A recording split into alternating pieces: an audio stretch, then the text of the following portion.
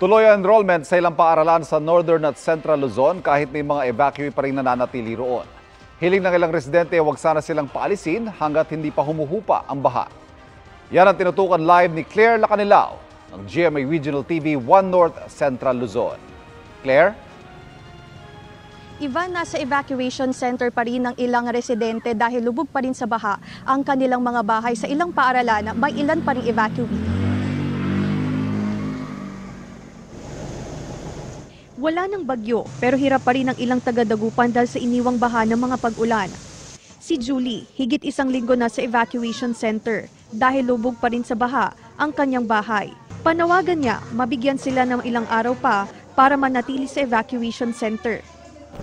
Sana po matulungan kami sa aming sa sitwasyon namin kasi hirap-hirap din po kami. Ayon sa opisyal ng barangay, patuloy pa rin silang nakaantabay sa mga pangangailangan ng mga evacuee. Yung mga gusto pang mag-stay, okay naman kasi syempre ang tinitignan ng school is yung safety ng mga evacuees natin. So ilalagay lang po sila sa isang building. Bukas magsisimula ng enrollment sa East Central Integrated School kung saan nananatili sina Julie. Kahit na meron po tayong evacuees na naiwan pa, magpupush po yung enrollment natin. Ayon naman sa DepEd Schools Division Office 1, kahit may mga silid-aralan na binaha, hindi ito makakaapekto sa pagsisimula ng pasukan sa August 29. There are cases wherein, like for example, hindi maihabol yung mga rooms ng mga ibang schools for the construction or yung repair. We could actually have shifting. Sa ngayon, nasa 12 na barangay pa rin ang lubog sa baha sa Dagupan City. Sa Pampanga naman, baha pa rin ang 25 barangay sa Macabebe. Sa barangay San Vicente, bangka pa rin ang gamit na transportasyon ng mga residente dahil mataas pa rin ang baha.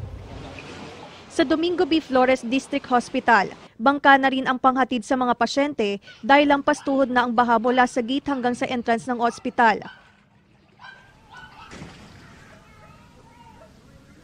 Ivan, patuloy pa rin ang isinasagawang damage assessment ng Schools Division Office DepEd Pangasinan sa mga napinsalang silid-aralan dulot ng nagdaang bagyo. Patuloy naman ang pamamahagi ng relief packs ng LGU sa mga apektadong residente. Ivan.